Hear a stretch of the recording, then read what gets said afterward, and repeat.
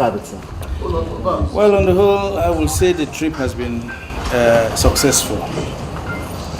Successful because I've had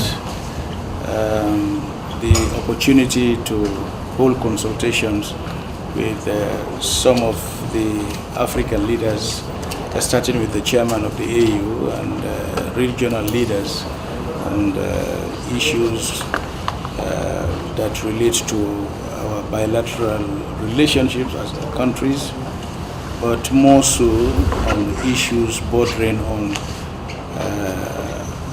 my mandate to chair a committee that has been charged with the responsibility to advance the African position on the reform of the Security Council. Sierra Leoneans are really expectant. They want to know what the outcome may be. How would you describe it? How successful has it been? Well, it has been very successful, I must say. On the area of bilateral relationships, particularly Egypt, we had very fruitful discussions with the President of Egypt, and amongst the issues that he has proposed to do in strengthening the relationship between the two countries is he has offered support in our establishment of an embassy there, not only having an embassy but also constructing an embassy itself, and he has even offered Sierra Leone a plot in the new administrative district that they have designed to construct. And fortunately for us, we are the very first country that has been offered a plot in that location. Additionally, you know, we have had ties in terms of capacity building over the years, including strengthening our military. We've had extensive discussions with the top brass of the military, and they are quite prepared to continue with the program of training our military officers, giving them technical support, and they have even offered to support us where possible in developing our capabilities to facilitate our UN missions. To that extent, I will hurriedly dispatch a team out to Egypt to consult insofar as building up our military capabilities. But it's not only military, they have also offered support in the ICT, agriculture, health, and the Ministry of Foreign Affairs and his colleague will be working out the details. So to that extent, I think we have enhanced the bilateral relationship. And in South Africa, President Zuma was also quick to congratulate us on putting Ebola behind us, and he offered that he will continue with giving us support on areas that will be determined by both the ministries of foreign affairs.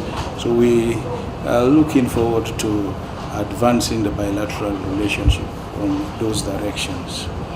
On the issue of the C10, like I said, we've had consultations with the chair of the AU, the president of Chad, and President Sisi, President Mugabe, President Zuma, and we have all agreed on taking the next step in advancing the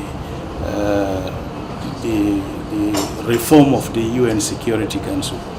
Mind you, our position as African countries is that we should be included as permanent members in the Security Council and also non-permanent members in the Security Council.